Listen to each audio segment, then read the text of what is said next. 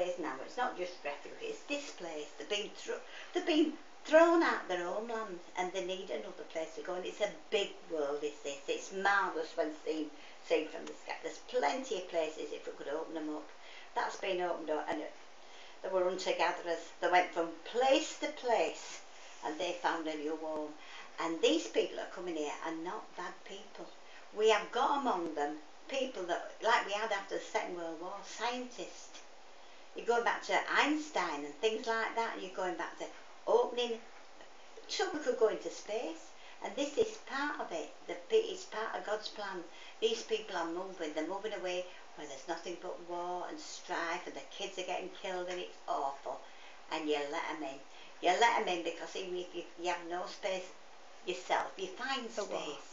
You find space. I mean, there's islands off Scotland, there's hardly anybody in. There's islands all over the world if we knew about them.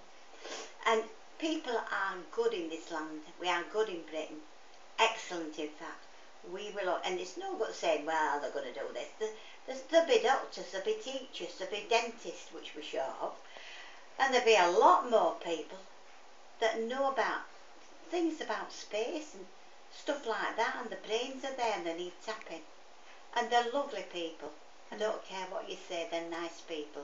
We're not letting strangers in. We're all part of the human race. What you called it, Farah, a race, and it is a race because we've got to get these people in. And it's all right saying, well, the world's coming to an end, why should we bother? That's your Jehovah's Witnesses. No, it ain't coming to an end. It's changing. It's changing. It is actually changing. But not in a nasty way. We'll let them in and they'll find a home here. We let people in after the war. Where did they? They've all integrated. I worked in Mill. I was with a prisoner at war years ago when I was young, 16 and that. And he was a lovely man. I think he'd come from Latvia. And you get on with people. You strive to unite people. And the people that have been refugees or we've let them in you before. We've got in touch with him. The Polish have been in. I've never even noticed the Polish have been let in. But you let them in. And there's some lovely people. And we need to get with them and talk about it, everything. And what they believe in. They don't believe in war. They don't believe in destruction. And people that are making money out of them, well, it's on their conscience. Because that's one of the worst things you can do is make money out of people in desperation. I've welcomed people into my home, and we've talked about, and I haven't known where they've come from. But you do it because you're part of the human race. It's like I said, your brothers and sisters. They're my brothers and sisters that are out there trying to get in. And that's what we need. We need open doors. And when we open a door, fantastic things happen. You never close the door. You always leave it open a little bit, and then people can come in and get to know you. And we need to get to know. It's sad that there's so much bitterness about with people, and it's generally with people that have all they want. Put yourself in their position. On the telly this morning, they're just putting barriers up again, and they don't have. Yeah, fair enough. They've got to sort them out in Germany and this and that. But I think it's wonderful that they've let them in Germany. And they're fleeing from something that's catastrophic. It's awful what they're doing. You can't go on like that. You can't take their lives away. We aren't responsible. We are responsible for them. But there will come a time when we think, oh, the earth is overcrowded. But that's the time that you've got to look forward to. We might even go to the moon. We might even go to Mars. You've got to get this going. This is part of our heritage. We're here on this earth to learn. Whatever we learn on this earth, and whatever we do, we take with us when we die. I don't want to take hatred with me, or disappointments and stuff like that. But I will be disappointed if they don't let them in, because there've been such a lot. I mean, I've seen them on the telly. You can see they're not rubbish. They don't want to be thrown away. They want to be let in. Give them a home. That's what you do, love. And now if this happened to us, what would we do? I mean, I'd hate to have to leave my home and go somewhere else. I'd hate that. But this happened during the war. It wasn't at the beginning of the war. They evacuated a lot of children at the beginning of the war. We should have gone, but the mother wouldn't let us go. And we only had one bad night, and that was when they bombed Coventry. When they bombed Coventry. Now that was a bad night. In fact, my mother had got fed up of getting up and going down in the cellar. She fell asleep. She didn't wake us up, and we slept through that.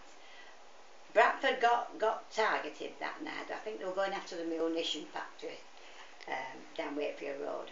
So the machine gunned the church, St John's. The machine gunned the cinema, the Coventry, and they killed a cow in a field that were going to be slaughtered anyway. So, but later on, when we had to, they asked us if we could take someone in with a 3-bedroom house, only me and my sister. So my dad, we took a woman with 2 children, a boy and a girl, and we put them up. They come from London, where they're being doodle-bugged, I think it was, and the flying B-2s were coming over and bombing anybody indiscriminately. So we took them in. We hadn't got much. My mother and I worked in a mill. My mother worked in a mill, and no, I didn't work then. I was going to school, if I remember right. And we went to this house. It was a big posh house, and we were given blankets because we hadn't enough blankets for them. So we gave them these beautiful blankets, and we had enough beds, but to just give us blankets. I think that was it. But we took them in. These people got to know them. They stopped for about 3 months, and then when the doodle bugging stopped, they went home. Now this is part of what's happening to the refugees. They don't want to leave their homes. They're quite happy there. They've only come here because they've been, I'm going to call it, abused. And they've been turned into something they aren't. And that's awful. They're having to become refugees. Half of them will want to go back home when it all settles down. And no, I don't believe in sending armies in. I never believed in Iraq and Iran. When Blair said we were going to war, I thought, I've opened a whatever it is, a can of worms. And I was right in that, because you don't go into wars indiscriminately. We don't want wars. You talk and you talk and you talk, and you take refugees in.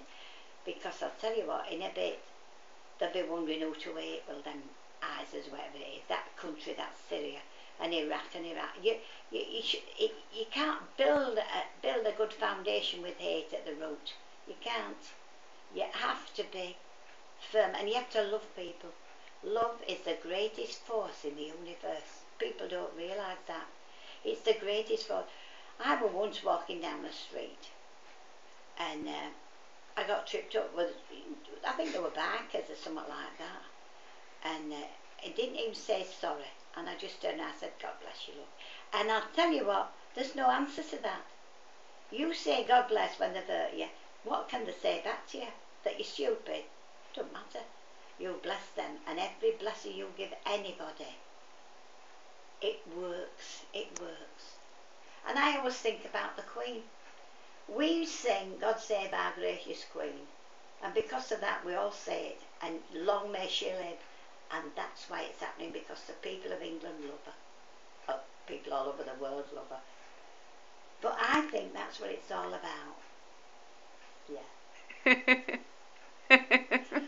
And I always think that I love it when, and I find myself in a house and I'm thinking, oh, I'll stand up. I'll stand up for her. And yeah, that's what you do. You stand up for her. She's a good lass. She's one of those. Not one of them.